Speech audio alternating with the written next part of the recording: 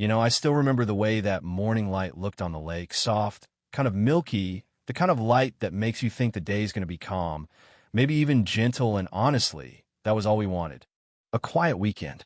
Coffee, pine breeze, maybe a little fishing before lunch.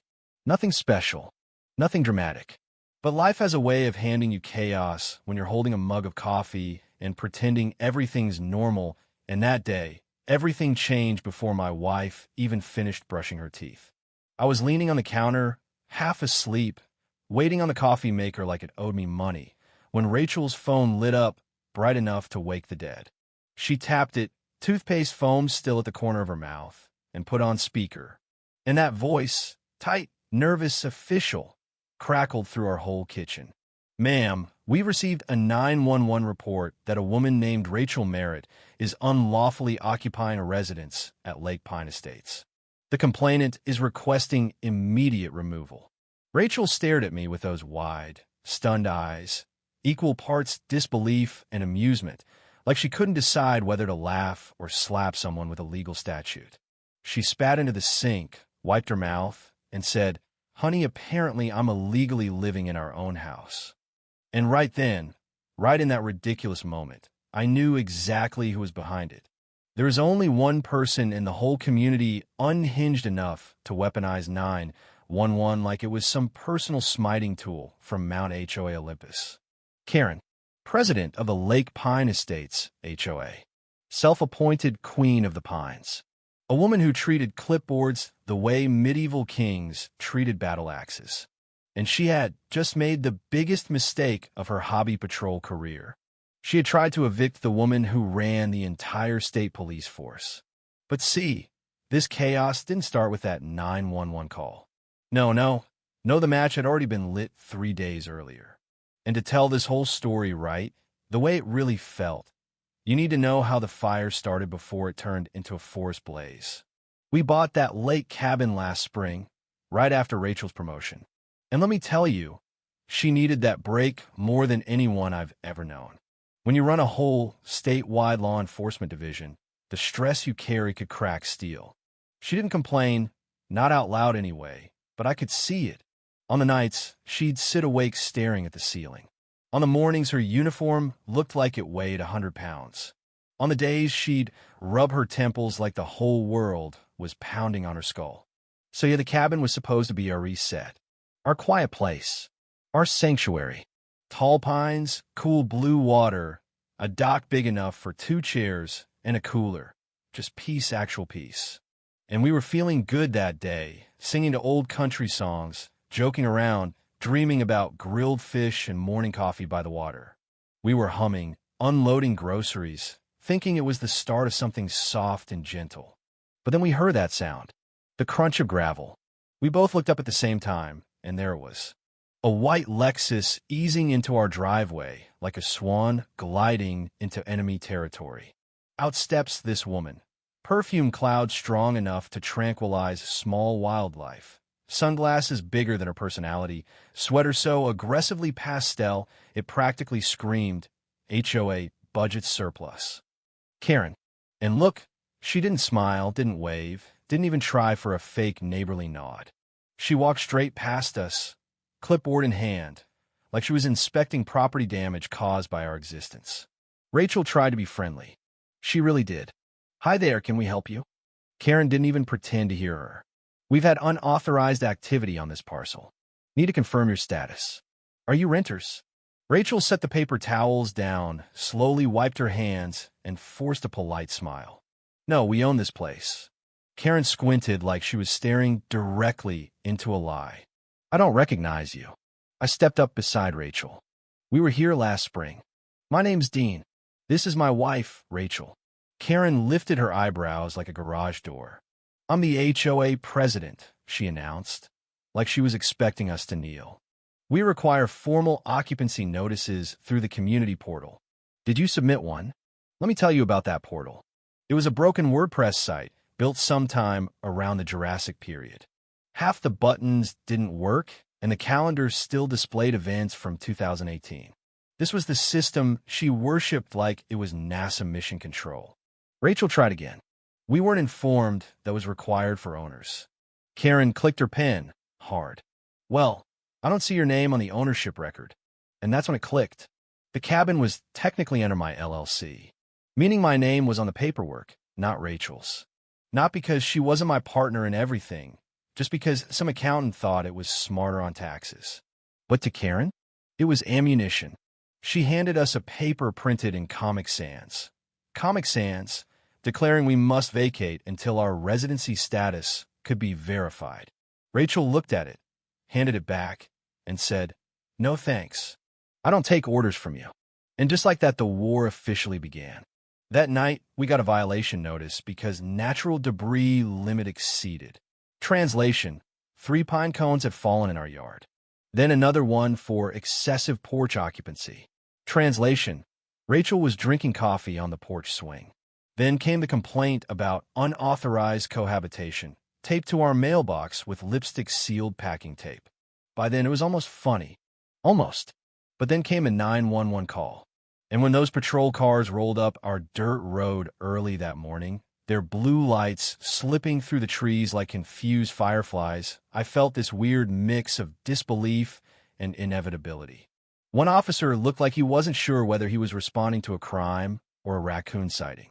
Rachel opened the door before they could knock, calm, steady, wearing pajamas, holding a half-sliced apple like she was hosting brunch instead of defending herself. "Good morning, gentlemen," she said. "I understand you're here to remove me from my own cabin." The young officer blinked like he'd just seen math for the first time. "Ma'am, the complainant identified you by name." Rachel raised an eyebrow. "And yet here I am in my pajamas making breakfast." They came in. They looked around. Fishing rods by the door. Groceries still in bags. Nothing remotely suspicious. Then the young officer glanced at his notes. "The complainant also stated you refused to vacate when told you were not an authorized occupant." Rachel sighed, a patient, tired sigh. "I'm the co-owner in every meaningful way except the paperwork." They asked for documentation. Rachel provided everything: marriage certificate, LLC listing, photos, you name it. But then came the moment everything flipped. The officer asked quietly, "Your name is Commander Rachel Merritt?" Rachel nodded. Spine straightened. Hats came off. Respect flooded the room like someone opened a valve. "Commander!" "Ma'am, we didn't know." Rachel waved them off gently. "You're doing your job. But I want something noted. Every call involving this property? Logged. From now on." They nodded so fast I thought they'd get whiplash.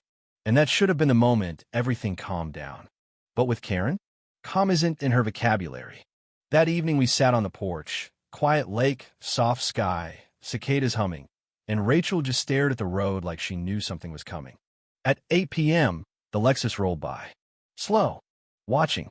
Calculating. Rachel didn't flinch. "She's trying to see if she scared me," she whispered. "She wants to know whether calling 911 rattled me." "Did it?" I asked. Rachel shook her head. "No, but it told me something important." "What's that?" "She's escalating. And she won't stop until something burns." I swallowed hard. "So what do we do?" Rachel turned her head, calm, steady, cold fire in her eyes. "We let her climb," she said softly, "as high as she wants." "Why?" "So she can fall from a height she'll never recover from." The thing about people like Karen is they can't stand feeling small. They can't handle embarrassment. They can't tolerate losing control. When someone like that gets embarrassed, they don't retreat, they reload, and the very next morning, she proved exactly that. Rachel had just come back from her morning run, her hair damp from the lake breeze, her breathing calm, steady, the kind of steady only people who deal with real emergencies for a living ever achieve. I was frying eggs, humming along to something on the radio, when Rachel paused on the porch. She didn't say anything at first. She just tilted her head slightly, listening. I followed her gaze. Karen's Lexus drifted past the house again. Slow, hungry, predatory. Rachel didn't even blink. "Second pass," she murmured. I stepped closer to the window. "She's checking if the police hauled you away last night." She hoped they would. Rachel said quietly. "Fear does what authority can't." Then her phone buzzed. An email. Subject line: "Unauthorized occupant remains on property. Urgent action required. Sent to the entire HOA board. Time-stamped 7:30 a.m. Rachel handed it to me without a word. The email was unhinged. Full paragraphs claiming Rachel had verbally threatened her. Attached photos, blurry screenshots of Rachel jogging, red arrows labeling her loitering. False accusations. Made-up violations. Lies packaged like legal language by someone who learned law from daytime television. I couldn't help it. I laughed out loud. She wrote, "Loitering on a road we pay taxes for." Rachel didn't laugh. "She's serious," she said. "And the more she loses face, the more dangerous she becomes."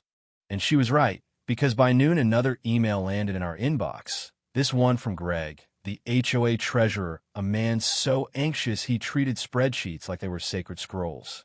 A special board session was being called. That afternoon. Mandatory for us. Rachel read it, sighed, and said, "Let her dig." We drove to the HOA clubhouse, that sad beige building that tried so hard to look important and failed so spectacularly. Rachel told me to stay in the truck. "She wants me isolated," she said. "Let her think I am." I waited, window cracked, listening. Karen's voice was unmistakable, shrill enough to pierce drywall. "She refuses to comply with our standards. She is not registered.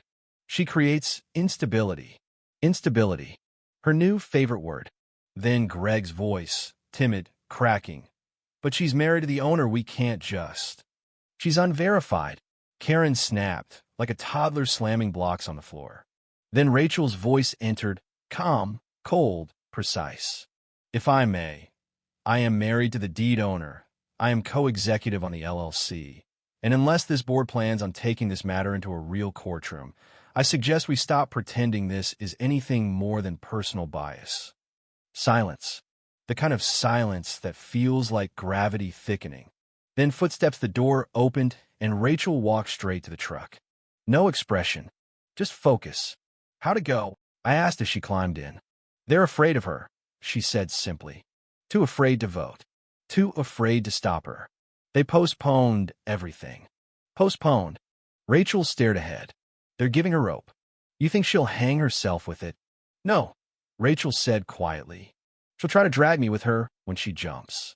She wasn't exaggerating, because that evening, just as the sun dipped behind the ridge, my phone rang.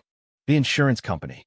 Someone, anonymously of course, had reported our cabin as an illegal rental property, a violation that could skyrocket our premiums.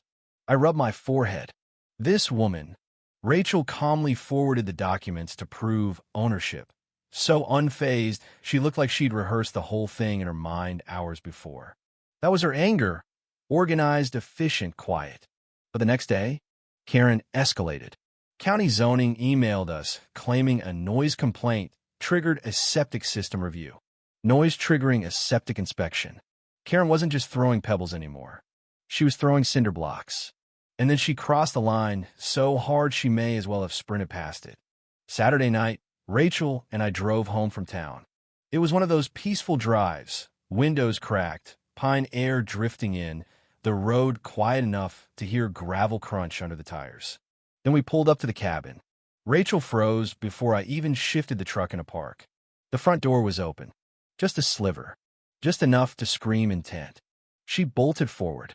I followed, heart pounding so hard it felt like it shook my ribs. Inside, nothing was stolen. Nothing was overturned. But things were moved. Wrong.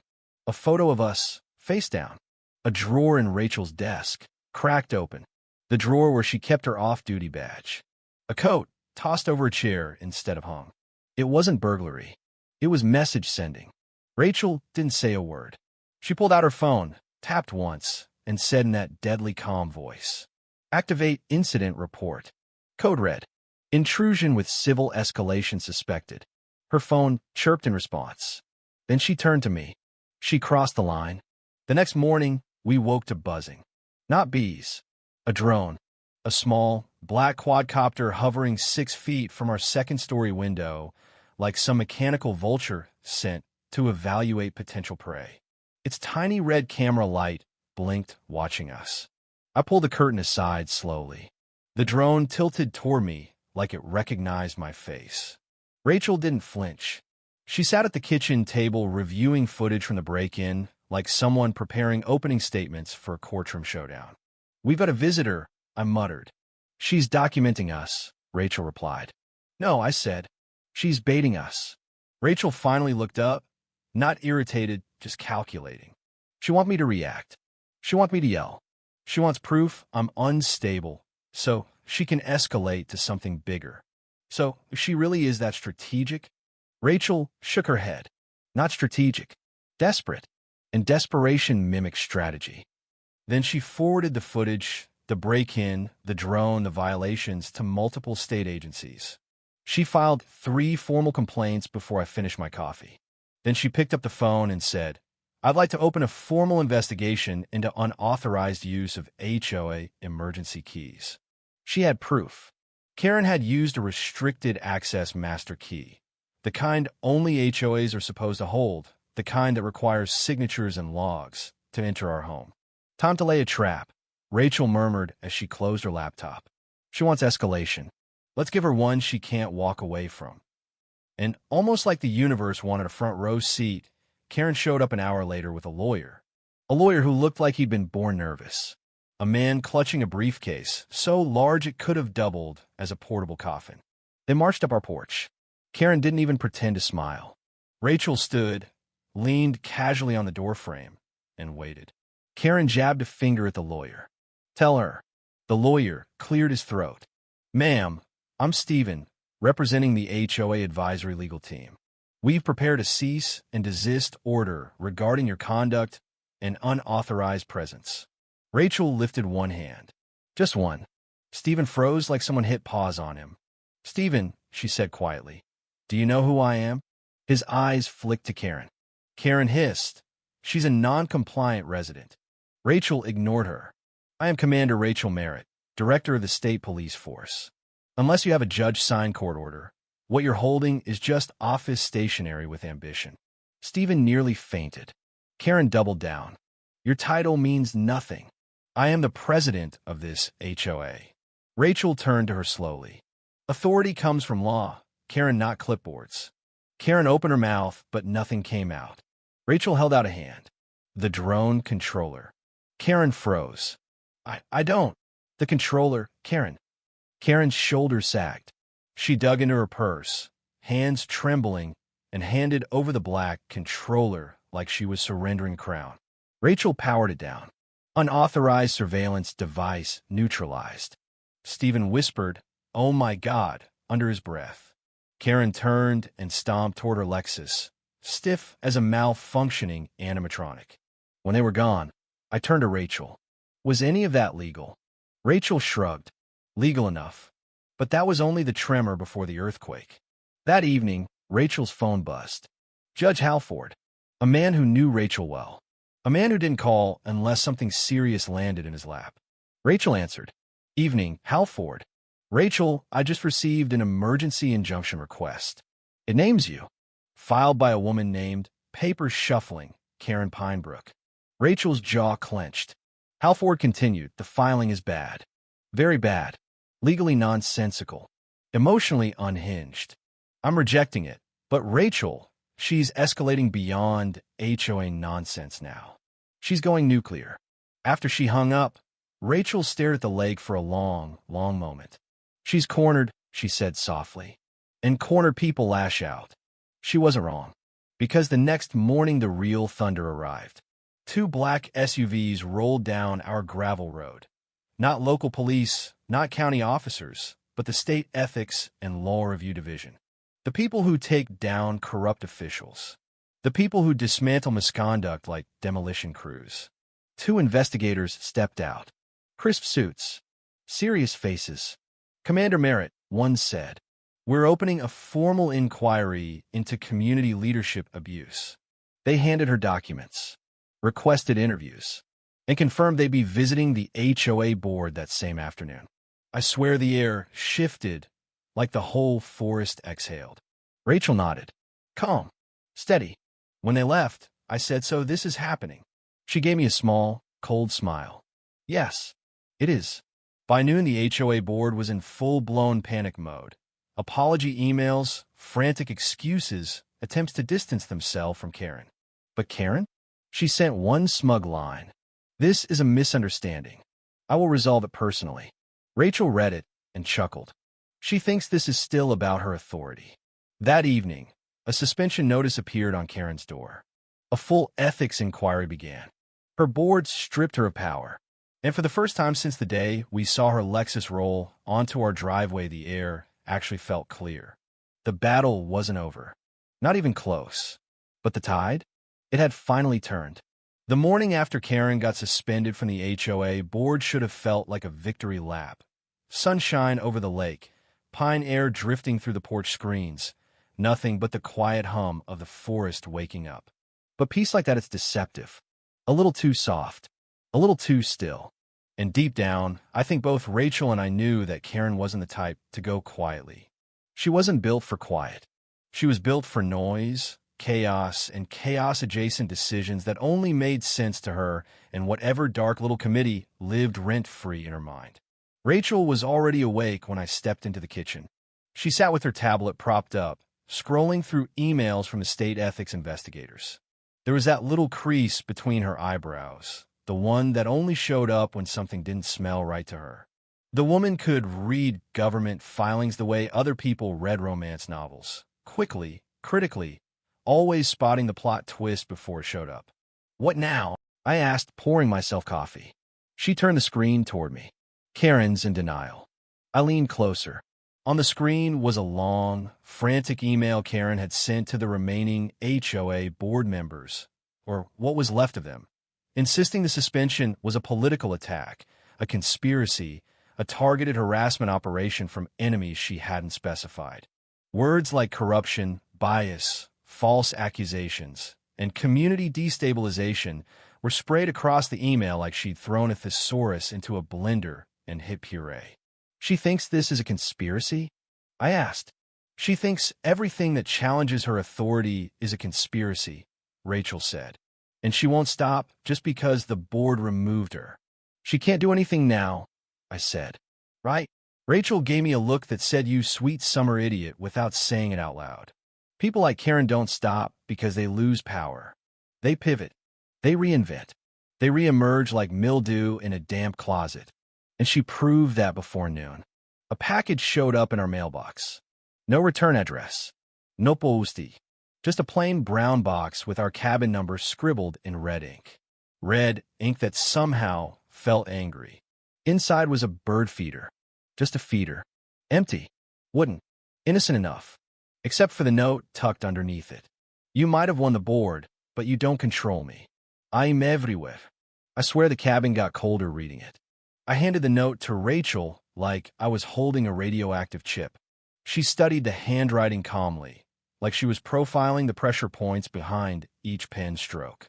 "She's testing boundaries," Rachel murmured, "seeing how far she can push before we respond." "With bird feeders?" I asked. "It's symbolic," she said. "Karen thinks she's subtle." I almost laughed. Almost. But there was something heavier in the air now, something you didn't joke about. Then another package came the next day. Then another. Within 3 days, we had 10 of them. Gardening gloves, hose nozzles, wind chimes, seed packets, trinkets, all harmless on the surface, all deeply unsettling because none had postage, none had sender information, and all had the same red-slanted handwriting. But the 10th one, that one broke the pattern. Inside was a notebook, and inside the notebook, pages of printed allegations, accusations, financial spreadsheets doctored to look like crimes, emails supposedly from Rachel, all fake, claims of tax evasion, misuse of authority, corruption. It was like Karen tried to build a whole criminal file out of thin air. And at the very end of the packet, one single page. "You're not the only target." Before I could even process it, we heard a knock. It was Vince. Quiet, soft-spoken Vince from down the road, the accountant with the little basement office and the gentle smile. Except now his face was white, his hands shaking so bad the paper he held trembled like a leaf in a storm. "Rachel," he whispered, Someone sent this to 3 of my clients. Rachel took the paper from him gently, her eyes scanning fast but controlled. I stepped closer. It was the same type of accusation packet, but this one targeted Vince. Claimed he'd been embezzling money. Said he falsified tax documents. Attached spreadsheets, poorly faked ones, but convincing enough to scare the people who trusted him. She's expanding, Rachel murmured. She's trying to destabilize the people around us. Vince's voice cracked. Why me? What did I do? You existed, Rachel said softly. That's all it takes for someone like her. He swallowed. What do I do? You reported, Rachel said. Immediately. Within minutes, she was on the phone with the Cybercrimes Division, explaining the patterns, the timelines, the forging. Vince stood there looking like someone had just pulled the ground out from under him.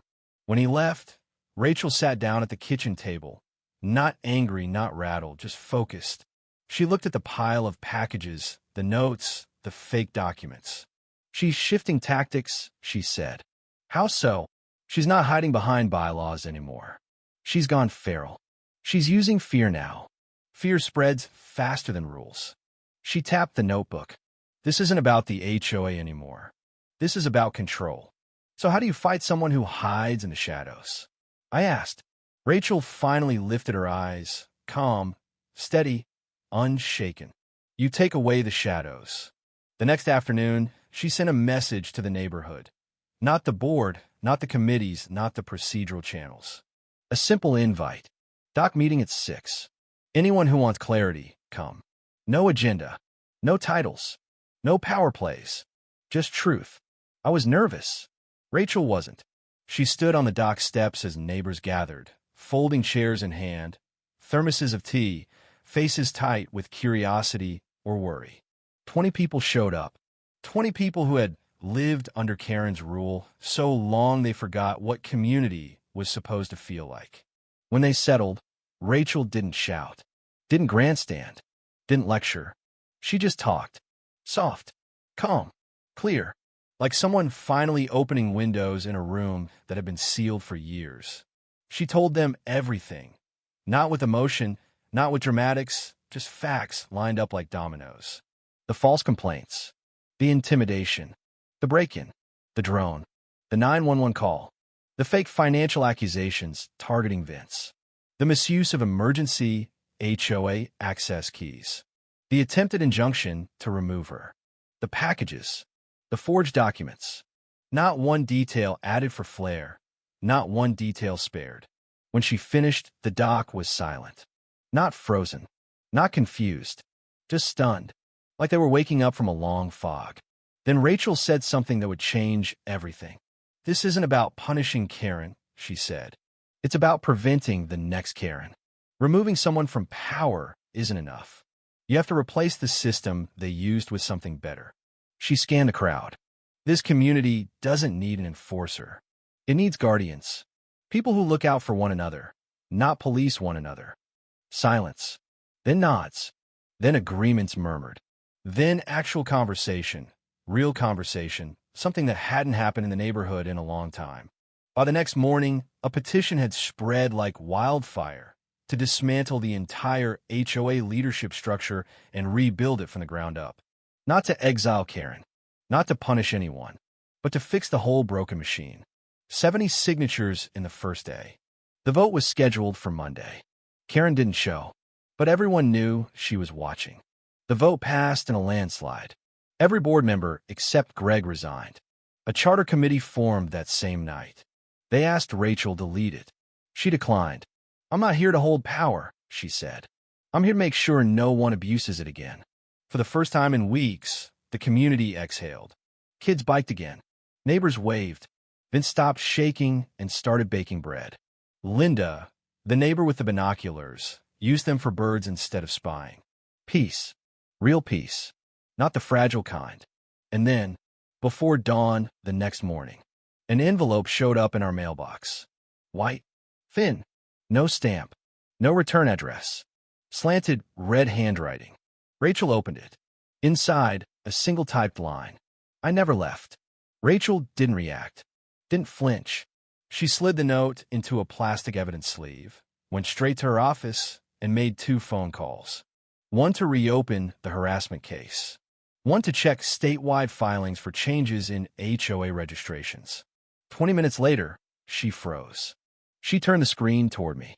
A new homeowners association had been submitted for approval. In a tiny development 20 minutes from us. 9 homes.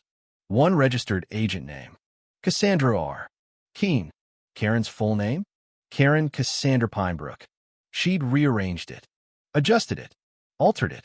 Not to disappear, but to start again. To build a new kingdom. A new throne. A new place to rule. Rachel stared at the filing, her face still, expression unreadable. Then she said, "She's not trying to escape. She's trying to rise again." I swallowed. "What do we do?"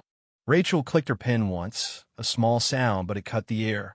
"We make sure she never gets the crown again." When Rachel found a filing for that new homeowners group, the tiny 9-home development tucked 20 minutes from our cabin, she didn't shout, didn't curse, didn't react the way most people would if they discovered their local nemesis had decided to phoenix rise into a brand new HOA queen under a rearranged name. No, she just stared at the screen with this expressionless calm that somehow carried more weight than anger ever could.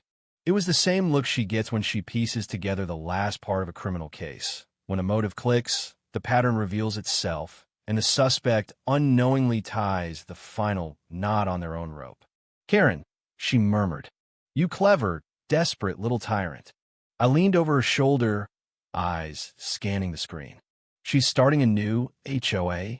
Rachel shook her head. "She's trying to start a new kingdom." "Big difference. What do we do?" Rachel didn't answer right away. She clicked her pen. Once, the tiny sound sharp enough to slice the stillness of the room. That little click meant the gears had shifted. The planning had begun. I swear the cabin itself seemed to feel the temperature drop, like even the wood understood that Rachel was entering a different headspace, the one she saved for situations that demanded precision, not emotion. "We make sure she never gets the crown again," she said simply. We headed out right before sunset, Rachel carrying her thick binder of evidence, the one that had grown heavier with every passing day of Karen's chaos. Documents, timelines, screenshots, recordings, incident reports. It wasn't a binder anymore. It was a legal weapon with a spine and tabs. The drive to the new development wound along the western ridge. The sky streaked in deep oranges and purples, the kind of light that made the pines look taller and the shadows longer. When the cul-de-sac came into view, I saw immediately that the place was still under construction. Fresh lumber stacks, trucks idling, workers hauling sheets of plywood into place. And right there, standing in the middle of the half-built neighborhood like she'd been coronated queen of new HOA land, was Karen. But she wasn't Karen anymore. At least, she was trying not to be. She wore a crisp white blouse tucked into a pencil skirt. Her hair was tied into a tight bun. Sunglasses perched on top of her head like a crown. And, of course, the clipboard. That cursed clipboard, gleaming under the dying sunlight like she'd polished it for the ceremony of her new life. Rachel didn't get out of the truck. She just watched her. Karen pointed at blueprints laid across the hood of a contractor's truck, gesturing wildly, snapping her fingers like she was correcting the defensive line of a football team. "Are you going to talk to her?" I asked. Rachel shook her head. "No need." As if she sensed eyes on her, Karen suddenly turned. And in that moment, when her gaze locked onto our truck, her entire composure shattered. Her jaw clenched. Her shoulders rose. She tugged her blouse straight, like she needed to reassemble herself quickly before Rachel could see she'd come undone. And Rachel didn't move, didn't blink, didn't even shift her weight. She just watched Karen like a wildlife expert studying a wounded predator trying to stake out new territory despite the blood still dripping from its last battle. Karen gave a stiff nod, like she wanted to pretend she was in control, then spun around and pretended to study the blueprints again. But I saw the tremble in her hands, the twitch in her jaw, the way she held her clipboard tighter than she probably needed to. She knew she'd been caught, not breaking rules, but breaking character. And Karen's entire sense of power depended on the illusion of composure. We drove home in silence. Rachel wasn't smirking. She wasn't satisfied. She wasn't vengeful. She looked resolved, like she'd already mapped out the next 10 steps in her mind and knew exactly where each one needed to land. Back at the cabin, she got to work. She drafted an injunction request, not to punish Karen, not to dismantle the new HOA entirely, but to trigger a deeper review under fraud prevention protocols. Because once you've been suspended from a position of authority due to misconduct, you can't just rebrand yourself like a cereal box and slide back into another leadership role. Not without checks, not without oversight, not without someone like Rachel noticing. If she wants a throne, Rachel said quietly, sliding the injunction into the binder, she could try to build one. But she's not bringing her poison to anyone else. She meant it. Every word. The next few days played out like a slow-motion legal takedown. Not the loud, chaotic kind, but the methodical, inevitable kind where each move lines up perfectly behind the last. The statewide advisory panel flagged Karen's new filing. Her real name, Karen Cassandra Pinebrook, matched just enough with her new identity, Cassandra R. Keene, that the system triggered a review. Her previous misconduct had already been formally documented by the Ethics Division, and now that her attempt to escape had crossed state lines on paper, the review automatically deepened. 2 days later, the state froze all transfer processes for the new HOA filing. 3 days later, a notice of leadership eligibility suspension was issued. By the 4th day, the application was under full audit. Karen didn't know Rachel was behind it. She would only feel the effects. And I think that's what made Rachel's approach powerful. She didn't need credit. She didn't need a spotlight. She didn't need applause. She just wanted the system to work the way it should have worked all along. The morning the audit notice landed, Rachel didn't smile. She simply nodded once, that small, subtle approval that meant things were unfolding exactly as they should. Good, she said softly. The system works when someone forces it to. Life at Lake Pine Estates finally started stabilizing. The new HOA board formed. Real oversight returned. No more secret meetings. No more power hoarding. No more petty rulings written in Comic Sans like a middle school detention notice. People breathed again. They talked again. They trusted again. Rachel stepped away from it all. She didn't want a position. Didn't want authority. She helped draft clearer rules. Rules with teeth. Rules with oversight. Rules that prevented abuse. Then she backed away. I'm not here to lead, she said. I'm here to prevent. And prevent she did. Weeks passed. The air lightened. The lake returned to its mirror-still calm. The trauma, though trauma doesn't vanish. It lingers like fog along the treetops, invisible until the breeze shifts. The day it resurfaced started quietly enough. Sun drifting through the curtains, a coffee mug warm in my hands, the porch creaking softly under my weight. I stepped outside, breathed in the pine air, and immediately felt something. A scent. Pine resin. Fresh. Too fresh. Not the usual background pine smell you get living near a forest. This was sharper. Closer. Almost like a tree had been cut or scraped within minutes. I looked around. Nothing moved. No deer. No wind. No shadows slipping through the trees. Just stillness. The kind that felt wrong. Rachel finished a video call inside. She'd been advising the newly formed HOA committee about transparency protocols and enforcement limits. When she stepped onto the porch, she noticed my expression right away. You're quiet, she said. Do you smell that? She inhaled. Pine. What about it? It's fresh. We live in a forest, she said gently. And then, like fate wanted to underline my point, a twig snapped. Sharp. Sudden. Too close to ignore. Rachel's posture shifted instantly, from relaxed wife to seasoned commander. Another snap. Closer. We waited staring at the tree line until finally a figure emerged. But it wasn't Karen. It was Greg, the treasurer, holding a clipboard like he was carrying a confession, not paperwork. He stopped at the bottom of our steps. Evening, he called quietly. Rachel stepped forward. Greg, everything okay? Yes and no, he said. I wanted to apologize. He didn't come up the steps.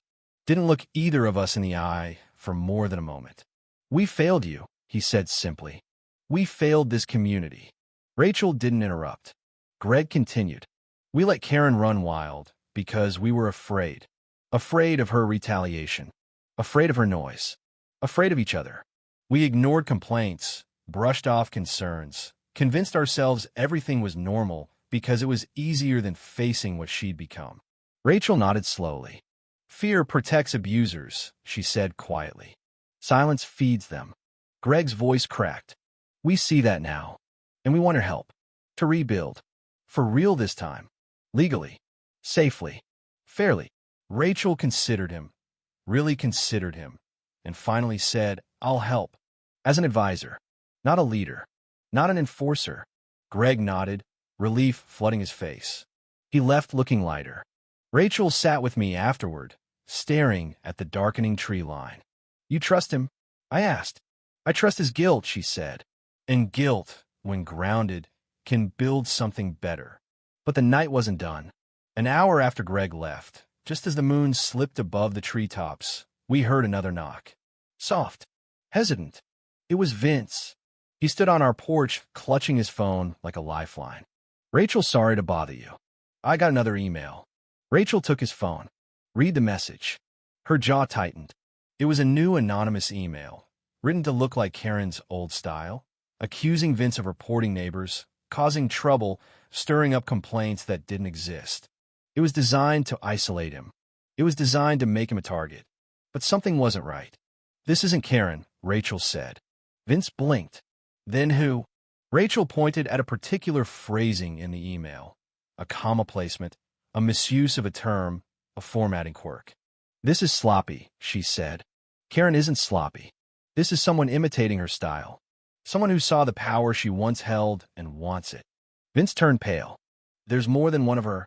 Rachel nodded slowly. Power attracts the wrong people. And a vacuum attracts them faster. Vince looked like he might collapse. Rachel steadied him. No one is replacing her, she said. Not on my watch. Then she walked him home. When she returned, the house was dark except for a lamp on the kitchen table. She stood in the soft glow, shoulders relaxed but eyes sharp. She tried to replicate herself, Rachel murmured. Or someone tried to replicate her chaos. Either way, this is why systems matter. Her voice wasn't angry. It was resolute, determined, unshakable. And for the first time since this whole nightmare began, I realized something profound. Rachel wasn't fighting Karen anymore. She was fighting a culture, a mindset, a pattern of power that could grow in anyone unchecked. And she was determined, absolutely determined, to stop it from ever happening again. The week that followed felt like living inside a slow rebuild. You know that feeling when a storm finally passes, but the branches are still scattered across the yard, the air still smells like lightning, and you can't quite shake the sense that something might roll back in if you let your guard down for even a second. Yeah, that was us. Rachel poured herself into fixing things. Not in the heroic, dramatic way people always imagine these stories go, but in the steady, disciplined way that real change actually happens. Meetings with the charter committee, calls with county officials, drafting clearer bylaws that would protect the vulnerable instead of empowering the petty. Term limits, transparency rules, multi-signature requirements, oversight boards, appeals channels that didn't run through one person's ego. She didn't take control. She built guardrails. She didn't seek power. She dismantled its hiding places. And for a while, the neighborhood healed. People waved from their porches again. Real waves, not the tight, suspicious kind. Kids rode their bikes down the gravel road without nervous glances behind them. Dogs barked without someone taking photos and filing a barking-level decibel complaint in Comic Sans. Even the air tasted different. Pine Lake water, wood smoke, not tension. It felt like Lake Pine Estates was finally becoming the place it should have been all along. But trauma doesn't leave quietly. It lingers like a shadow at the edge of your vision, never quite gone, never quite loud, just waiting. And that lingering surfaced one early morning. It started simple, me walking out to the mailbox with a cup of coffee, expecting bills and maybe a grocery flyer. The lake was mirror still. A pair of loons floated near the dock. The world felt soft enough to trust again. The mailbox opened with its usual squeak. Bills. A sale circular. A coupon book. Then an envelope. Small, white, no stamp, no return address. Handwritten. My stomach tightened instantly. It wasn't fear, not the old kind, but recognition. A memory etched so deeply it still hummed in my bones. I carried it inside and handed it to Rachel without a word. Inside was not a threat, not an accusation, not a scribbled insult. It was a photocopy of a state document, an official decision from the licensing commission. The ruling was simple, final, unambiguous. Due to verified misconduct, the applicant is permanently barred from holding any position of authority in any HOA, co-op, compliance committee, or neighborhood governance role within the state. No exceptions, no appeal window, no probation. Permanent. Rachel read it once, folded it, slipped it into her evidence drawer, the drawer she hoped she'd never need to open again. I watched her carefully. "How do you feel?" I asked. She didn't look triumphant, didn't look victorious. She didn't glow with satisfaction or vengeance. She exhaled slowly, almost gently. "Clean," she whispered, like we removed something toxic before it spread further. That night, we sat on the dock with the crickets singing, the moonlight brushing silver lines across the lake. Rachel leaned against me, not tense, not guarded, just at ease. For the first time in months. "She won't try again?" I asked quietly. Rachel shook her head. "No, not here. Not anywhere with power. Systems can be fixed. People who live on power alone can't." Silence settled between us. Not heavy, not fearful, just peaceful. Real peace. Earned peace. And I thought that was it. I thought the chapter finally closed. But life has a way of leaving epilogues. And ours came creeping back one late afternoon, months later, not with panic, not with chaos, but with that familiar prickling in my instincts. It was an ordinary day. Rachel was in her office, reviewing updates the new HOA committee wanted her to glance over before finalizing, clarifying emergency access protocols, updating the privacy section, refining complaint procedures. Important adjustments, but quiet ones. I stepped out onto the porch to bring in a package. The sun was warm. The breeze was soft. Everything felt normal, the good kind of normal. And then I smelled it. Pine resin. Fresh. Too fresh. Again, not the usual forest smell, sharper like something cut. My chest tightened. Not fear. Memory. I stood there longer than I meant to, trying to decide whether I was being paranoid or whether something in the woods was trying to be subtle. Rachel finished her call and joined me on the porch. "You're quiet," she said. "Suspiciously quiet. You smell that." She inhaled. "Pine. It's fresh." She smiled. "We live in a forest." And right on cue, as if the universe really wanted to prove my instincts weren't delusional, a twig snapped. "Close. Too close." Rachel straightened immediately. Every nerve in her posture sharpened. She took a slow step toward the porch railing, eyes locked on the tree line. Another twig snapped, faster, closer. We both braced. Then the shadow emerged. It wasn't Karen. It wasn't a stranger. It was Greg, the treasurer, walking with hesitant steps, his face worn with something deeper than embarrassment. He stopped at the edge of the porch, clutching his clipboard like he was holding a confession. "Evening," he said softly. Rachel stepped forward. "Greg, something wrong?" "Yes and no," he answered. He didn't come up the steps. "I owe you both an apology." His voice cracked. "We failed you. We failed this community. We let Karen run rampant because we were afraid to confront her. Afraid of being targeted. Afraid she'd make our lives hell if we pushed back. And I can't undo that. But I needed to say it." Rachel nodded, calm, not forgiving blindly, but listening. Greg swallowed hard. I reviewed old records. She filed dozens of complaints against residents. Dozens. Some fabricated, some exaggerated, some targeted at people who simply annoyed her. And we ignored it. We let fear do the thinking for us. Rachel's voice softened. "Fear protects abusers." Greg nodded slowly. "We see that now. And we want your help, not to put you in charge, but to make sure we rebuild this community right. Safe. Transparent. Fair." Rachel considered him for a long moment. Finally, she said, "I'll help. As an advisor." not as the new authority, not as the enforcer. I won't let this place turn into another throne. Relief washed across Greg's face, so visibly I almost felt it myself. He thanked her, stepped back into the trees, and disappeared toward his house. Rachel sat beside me on the porch steps afterward, staring at the darkening line of pines. "You trust him?" I asked. "I trust his guilt," she said. "And guilt can build something better if it's honest." And just as she said it, another knock came. Soft, nervous. Vince. He stood there wringing his hands. That gentle accountant who'd been dragged through the mud because he happened to live in the wrong zip code at the wrong time. "Rachel, sorry to bother you again. I got another email." He held out his phone. Rachel took it. Read it. And her jaw hardened. Another anonymous message, but not from Karen. This one was messier. Sloppier. Someone imitating Karen's old tactics. Someone tried to stir trouble. Someone who wanted chaos to return. "This isn't Karen," Rachel whispered. Vince blinked. "Then who?" Rachel pointed to a phrase in the email, a formatting mistake, a misplaced comma. "This is someone trying to fill the power vacuum. Someone who saw what Karen was and wants that influence." Vince turned pale. "There's more than one Karen?" Rachel placed a steady hand on his shoulder. "No, there are people who want what she had, but they won't get it." She documented the email, filed another report, then personally walked Vince home. When she came back, she wasn't angry. She was focused. "She's trying to replicate herself," Rachel murmured.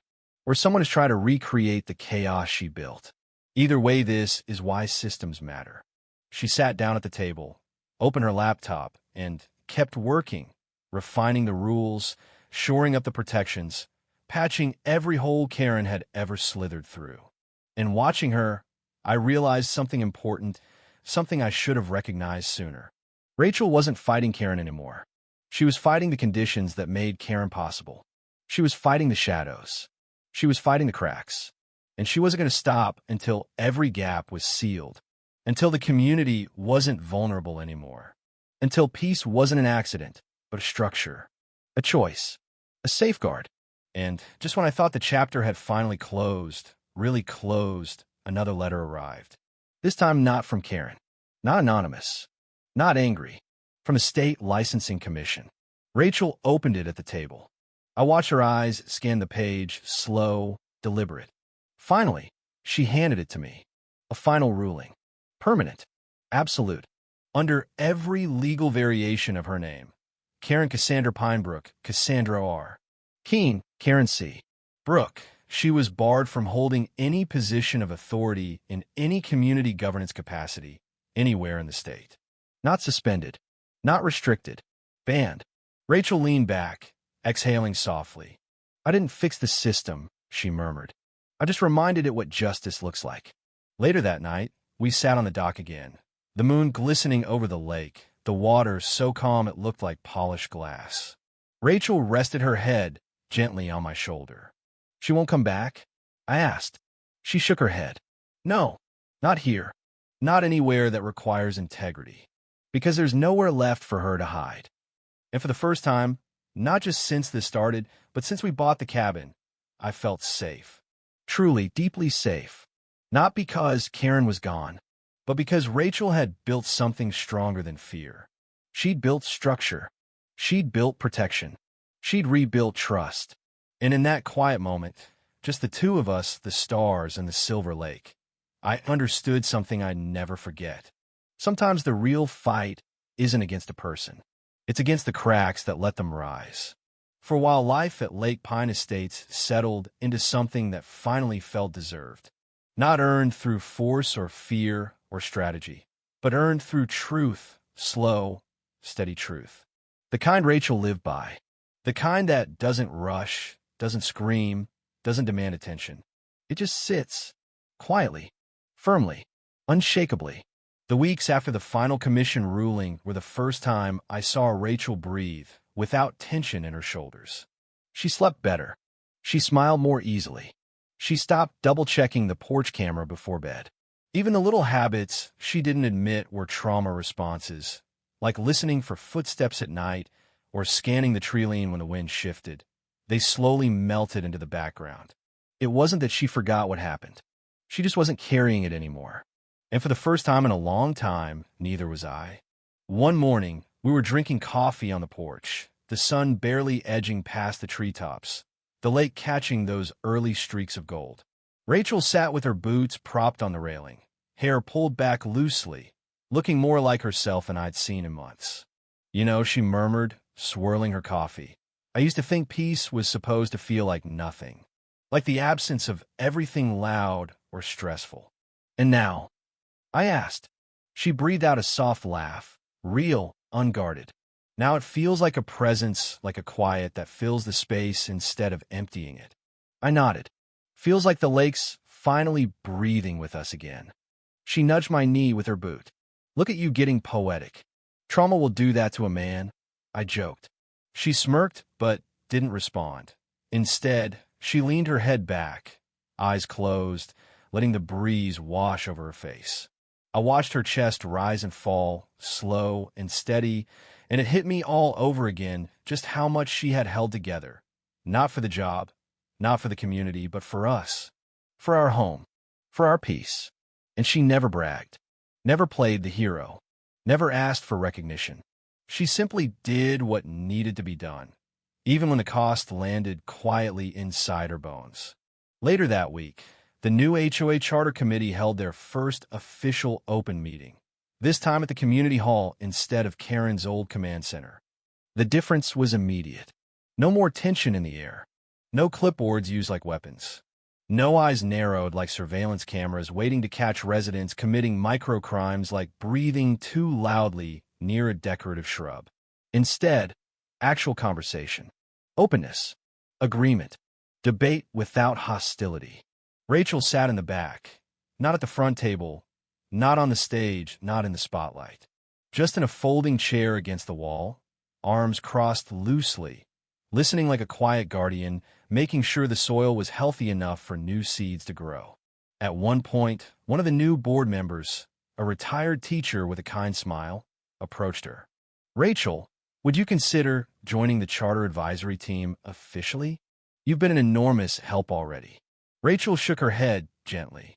I'll keep advising when asked, but I don't want a title. I don't want authority. The woman tilted her head. Why not? Rachel smiled softly, in that thoughtful way she had when weighing her words. Because systems shouldn't depend on one person's integrity. They need structure, balance, oversight. I'm not building a leadership role. I'm building a blueprint anyone with a good heart can follow. The woman nodded, deeply, sincerely, and returned to the meeting. And Rachel stayed in the back, hands folded, eyes sharp but calm, like she was watching a new foundation cure slowly under the warm summer air. That night, walking home along the gravel road under the moonlight, Rachel slipped her hand into mine. You know what's funny? She said. What? For someone who spent her whole career fighting crime, the most complicated battle I've ever fought was against a woman armed with a clipboard and a superiority complex. I burst out laughing, a real laugh, loud enough to echo through the pines. Rachel squeezed my hand and shook her head. Don't laugh too hard. That clipboard nearly caused a civil war. She tried to stage a coup with it. I grinned. Rachel shrugged. Some people choose swords. Some people choose paperwork. And she wasn't even good at paperwork, I added. Rachel smirked. Comic Sans should be illegal. We walked a little further, the gravel crunching under our boots, the lake shimmering in the moonlight. Do you ever think about what would have happened if you hadn't been here? I asked quietly. Rachel stopped walking. She turned to me, really turned. Her face soft, her eyes clear, her expression steady. No, she said, because I was here, because we were here, and because this is our home. And nothing she did was ever going to change that. Her voice didn't rise, didn't harden. It carried certainty, not anger. Resolve, not bitterness. And for the first time, I realized something I should have known all along. The real strength in Rachel wasn't her badge, or her authority, or her knowledge of law. It was her heart, that stubborn, immovable, deeply compassionate heart that refused to let fear dictate the shape of our life. But just when we thought the chapter had fully closed, When life finally returned to the steady rhythm of porch mornings and lake breezes and dinners without checking the security feed, something unexpected happened. A knock. Soft. Hesitant. We exchanged a glance. Not fearful, just curious. Rachel opened the door, and there stood someone we didn't expect. Not a neighbor. Not a board member. Not Vince or Greg or anyone from Lake Pine Estates. It was a young woman, maybe mid-30s, nervous, clutching a folded envelope so tightly her knuckles were white. "Are you Commander Merritt?" she asked timidly. Rachel nodded. "Yes. Can I help you?" The woman swallowed. "My name is Lorna. I live in Maple Ridge." She paused, eyes darting down. "Our HOA president was removed last month." She reminded me a lot of someone I heard about from your neighborhood. Rachel's eyebrows lifted slightly. "Who told you about us?" "A county liaison," the woman said. "They said if anyone could explain how to rebuild a community after leadership abuse, it would be you." Rachel stepped aside and motioned her in.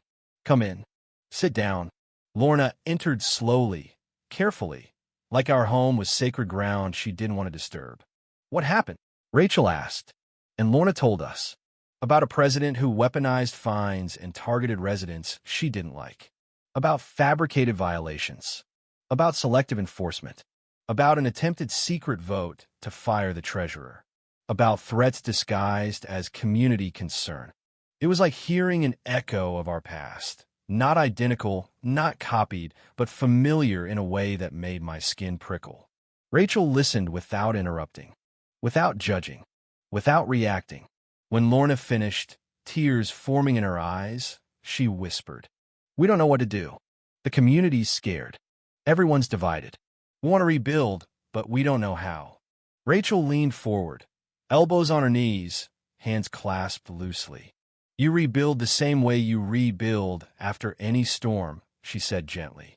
"Not with force, not with fear, with structure, with transparency, with clear rules, and with people who care more about the community than they do about control." Lorna exhaled shakily. "Would you help us?" Rachel didn't answer right away. She looked at me. I nodded. She turned back to Lorna. "Yes," she said softly. "I'll help. Not to lead, not to take over, just a guide, so your community can stand on its own again." Lorna burst into tears, relieved, grateful tears, and Rachel squeezed her hand gently. And in that moment, something clicked in my chest. Karen had tried to build an empire. Rachel had built a bridge, a lifeline, a map forward for people who were lost in a kind of chaos most folks never see until it consumes them. Over the next few weeks, Rachel helped Lorna's community draft new rules, file reviews, secure temporary oversight, and establish a balanced leadership structure that couldn't be hijacked by one person's ego. More emails came. More calls. Word spread. People weren't seeking her because she was powerful. They were seeking her because she had lived through it, fought through it, and come out with wisdom instead of bitterness. And Rachel helped them all. Quietly. Steadily. Without fanfare. Without praise. And Lake Pine thrived. Neighbors bonded more than ever. Kids built forts in the woods. Vince started bringing fresh bread to every meeting. Greg organized a potluck event, the first one in years that didn't involve fear-driven attendance. Life became whole again. Not perfect, but whole. And Rachel?